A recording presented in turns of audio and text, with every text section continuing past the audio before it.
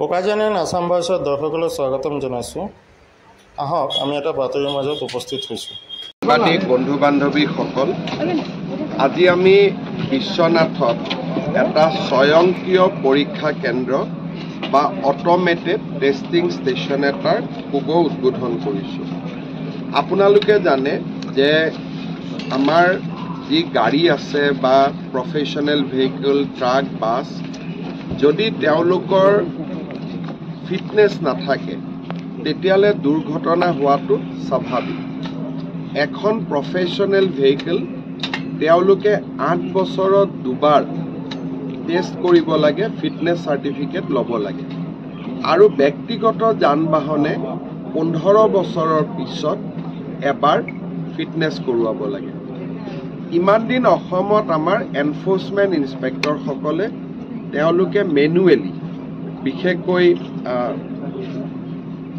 অকণমান যিটো নট বল্টটো ঠিক আছেনে নাই, ষ্টেৰিং ঠিক আছে নাই, ব্ৰেকডালে কাম কৰিছেনে নাই, এই এটা সামান্য পৰিদৰ্শন কৰিয়ে ফিটনেছ চাৰ্টিফিকেট দিছিলে। তাৰ ফলত ক'ৰবাত ভুল থাকি গৈছিল, ক'ৰবাত ভুল নাথাকিছিলে।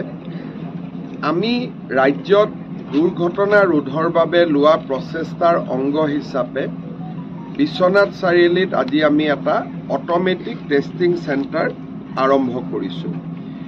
এই বিশ্বনাথ চাৰিআলিৰ অট'মেটিক টেষ্টিং চেণ্টাৰৰ লগতে আমি যোৰহাট, ডিব্ৰুগড়, উত্তৰ শালমাৰা এই 3টা স্থানতো আমি একোটা টেষ্টিং চেণ্টাৰ কৰিম। গুৱাহাটীতো আমি এটা টেষ্টিং চেণ্টাৰ কৰিম, ISBTত কাম চলি আছে। ৰঙিয়া আৰু শিলচৰত এটা আমাৰ পুৰণা টেষ্টিং চেণ্টাৰ আছিলে। এই গোটেই টেষ্টিং চেণ্টাৰকেইটা হৈ গ'লে আমি নিকটৱৰ্তী জিলাসমূহত ইয়াতে টেষ্টিং কৰিব ক'ম। যেনেকৈ বিশ্বনাথৰ এই চেণ্টাৰটোত লখিমপুৰ, বিশ্বনাথ, তেজপুৰ জিলাৰ গোটেই ভেহিকেলসমূহে আহি পৰীক্ষা কৰিব। এই গোটেই ঘটনা বা গোটেই টেষ্টিং হোৱাৰ পিছত তেওঁলোকে আৰু দ্বিতীয় অফিচত যাব নালাগে। টেষ্টিং চাৰ্টিফিকেটখন বাহন পৰ্টেল বুলি আমাৰ এটা পৰ্টেল আছে, তাতে আপলোড কৰি দিয়া হ'ব। ৰাস্তাত এনফৰ্চমেণ্ট ইনস্পেক্টৰ বা আমাৰ MVI সকলে যদি চেক কৰিব খোজে, গাড়ীৰ নম্বৰটোলৈ পৰ্টেলত মাৰি দিলে ফিটনেছ চাৰ্টিফিকেটখন আহি যাব।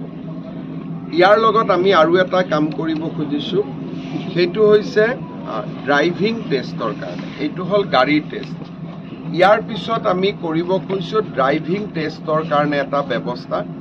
অসমৰ 126টা সমষ্টিক চৰকাৰৰ প্ৰচেষ্টাত আমি 126খন ড্ৰাইভিং স্কুল খুলিম, তাতে প্ৰশিক্ষণ ল'ব।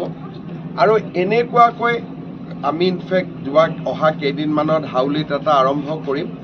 আমি ট্ৰেক বনাইছোঁ, য'ত নেকি স্কুলৰ পৰা চাৰ্টিফিকেট লৈ আহিব, ট্ৰেকত তেওঁলোকে পৰীক্ষা দিব, আৰু ট্ৰেকত পাছ কৰাৰ লগে লগে যিজনে ট্ৰেকটো চলাব তেওঁ ড্ৰাইভিং লাইচেন্স দি দিব। তাৰমানে এতিয়া আৰু দ্বিতীয় অফিচত ফিটনেছ চাৰ্টিফিকেটৰ কাৰণেও যাব নালাগে, ড্ৰাইভিং লাইচেন্সৰ কাৰণেও যাব নালাগে। এই দুইটা বাহিৰে হ'ব।